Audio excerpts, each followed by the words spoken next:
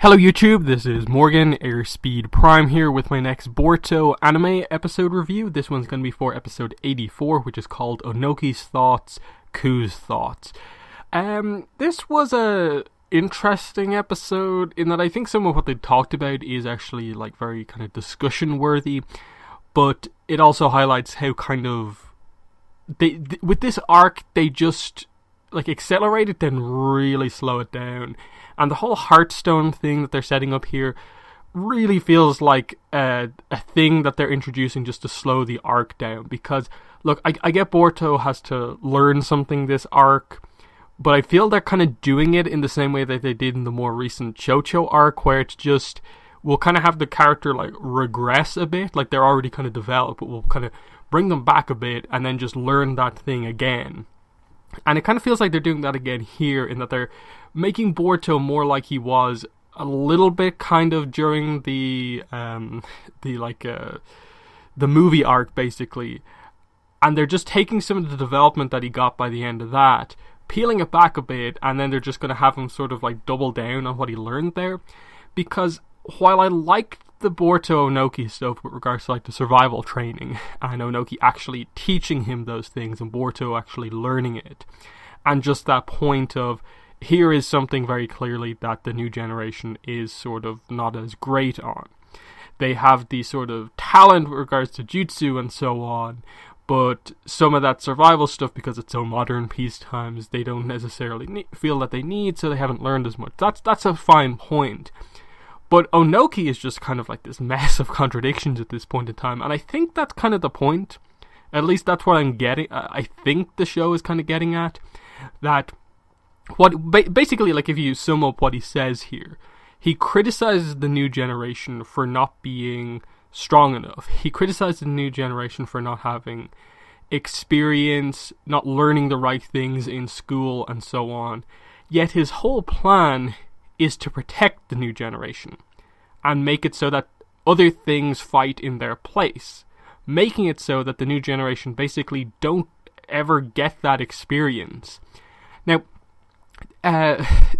they might make a specific point later on about how his point is about slowly, gradually having the new generation gain this experience, but they haven't said that yet, and so the whole thing just feels like a big kind of contradiction, that Onoki's being this really big hypocrite where he just wants to criticize the new generation, and he's doing stuff that makes it so that his criticisms will always be valid because the new generation will never get to that point. And it feels like he's just kind of lost in the past, like the whole Heartstone thing of like this plains training area where you're basically trapped there, you have to survive, but you also have to find your Heartstone to get out. They're obviously making a point that Boruto is going to have to find this and find his way out. But what will he learn from that? I think there's potential for him to learn something kind of quite interesting and notable, but it's kind of in the same way that I thought that like Chocho was kind of going to learn something notable in the Chocho arc, but then they didn't really do anything interesting with it. I kind of feel like it's going to be something similar here, where in reality, Boruto probably already basically knows what he's going to learn from this arc, from the previous arc, and this will be this kind of very minor, subtle kind of take on it. Like, I still think the whole Onoki-Boruto kind of dynamic is interesting, but taking such a break from, I think, the natural pacing of the arc to just kind of stop and do all of this feels a bit kind of odd, in that we didn't return to the Kuratsuchi Shikadai plot here. It looks like we're going to go back to it next episode, and then a lot of the other progressions seemed like pretty slow, in that the stuff with the like Akuta and the kind of synthetic humans, like Ku section of the episode, just that felt a little bit like it was just spinning its wheels of just the Akuta are going to look forward. We don't want to. Ku still has the whole idea of he wants to avoid as much loss of human life as possible. So that's something interesting. He's not a full-on complete villain like last episode maybe made it seem. They're continuing the slight trend of just like, okay, Mitsuki's actually becoming friends with the other synthetic humans, and you get more of their personality here. So when they start breaking down, it actually means something, and like there's a significance to the fact that learning from a more perfected synthetic human like Mitsuki will help them. And that's an interesting point. Like, are they trying to eventually get to a point where, like, Ohnoki is basically willing to sacrifice synthetic beings for the sake of the new generation, and then someone's going to point out the fact that you are still creating life. You can't just sacrifice new life to protect, like, real humans. You have to treat the synthetic life just as being just as valuable. And so Ohnoki's plan is criticized from that angle as well, plus the whole, you're not actually allowing the youth to get the experience that you criticize them for not having. So that's an interesting thing about where they're going with Ohnoki, because they're clearly, I think, trying to get across the idea that he is this older, flawed character who's obviously... I think what they're eventually leading towards is that he will reveal that there is a more emotional significance here, and that a lot of the mistakes, I suppose you can say, he's making is more down to the fact that the personal loss he experienced of his grandson, who was mentioned again in the very first episode of this arc but hasn't been brought up since. But they're clearly, I think, maneuvering around that. So I want that to be brought up again to allow that significance to come out. The preview looks like they're going to introduce a, like, a stone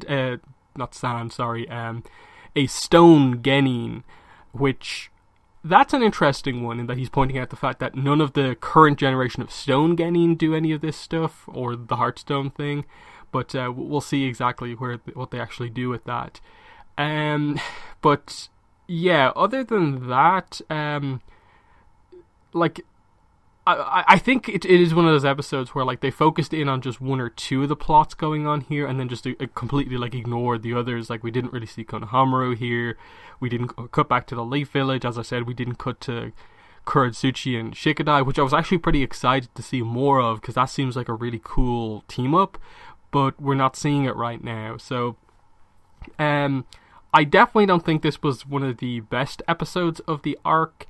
I think it is kind of thought-provoking. I do think at the very least the Onoki Boruto kind of conversation brought up some interesting ideas, but it's all up to if this arc is actually going to handle them well. That's kind of where I'm at with this arc of Boruto right now, is that I can accept the fact that they're kind of extending it out. They're really making this into a big arc. They clearly don't want to get straight away to the manga content, because the manga is also paced fairly slowly, so if they catch up, we're just going to be in, like, filler arcs and stuff like that forever if we do that. So there's a need for these longer arcs to allow the manga to actually have enough content to adapt.